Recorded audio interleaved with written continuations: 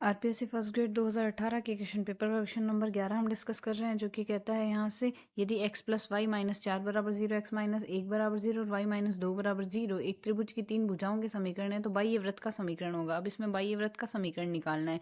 तो सबसे पहले हम यहाँ से समीकरण 1 और 2 को अगर सरल करें तो x का मान तो 1 दिया गया है, y का मान आ जाएगा यहाँ से 3, तो एक बिंदु तो आ गया हमारे, y का मान आ जाएगा हमारे पास यहाँ से, x का मान तो 1 दिया गया। दो समीकरणों को लेते हैं, 1 और 3 आ गया, इससे 1 और 2 से, तो समीकरण से x का मान 1 और y का मान 3 रेस्पेक्टिवली 2 और 3 से हमारे पास आ जाएगा 1 2 बिंदु का निर्देशांक। और यहाँ से समीकरण 1 और 3 से अगर 1 और 3 को हम टारगेट करें तो y का मान 2 है तो x का मान आ जाएगा 2। इस समीकरण में मान रख के हमने तीनों बिंदु निकाल दिए। अब तीनों बिंदु हमारे पास आ चुके हैं। अब यहाँ से अगर ए बी रेखा देखते हैं, ए और बी को मिलाने वाली रेखा, उसका जो मध्य बिंदु होगा उसका निर्देशांक आएगा x1 प्लस x2 बट्टे 2, y1 प्लस y2 बट्टे 2, यानी 2/2 और 5/2। जिसे सरल करेंगे हमारे पास 1 और 2.5 आ गया।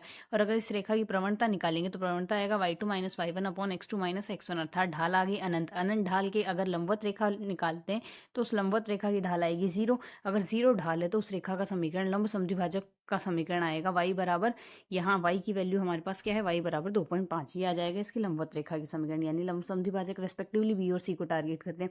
जैसे ही हम बी और सी को टारगेट करेंगे हमारे पास यहाँ से बी सी की वैल्यू आ जाएगी, मध्य बिंदु की वैल्यू आएगी 3/2 और 4/2, यानी 1.5 और 2 आ गई। यहाँ से प्रवणता निकालते हैं तो प्रवणता आएगी 0, तो लंबवत रेखा की जो प्रवणता आएगी वो आएगी अनंत, अर्थात x की वैल्यू यहाँ से हम निकाल लेंगे 1.5। x की वैल्यू आ गई और y की वैल्यू आ गई हमारे पास। x और y दोनों जिस पे इंटरसेक्ट करेंगे वो हमारे पास केंद्र हो जाएगा वृत्त का।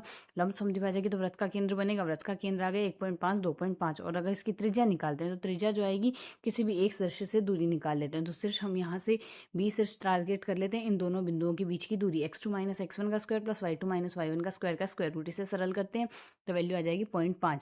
अब वृत्त का जो समीकरण आएगा x माइनस एच का whole square plus y minus k का whole square equals to r square, x minus 1.5 का स्क्वायर y माइनस 2.5 का स्क्वायर इक्वल्स टू 0.5।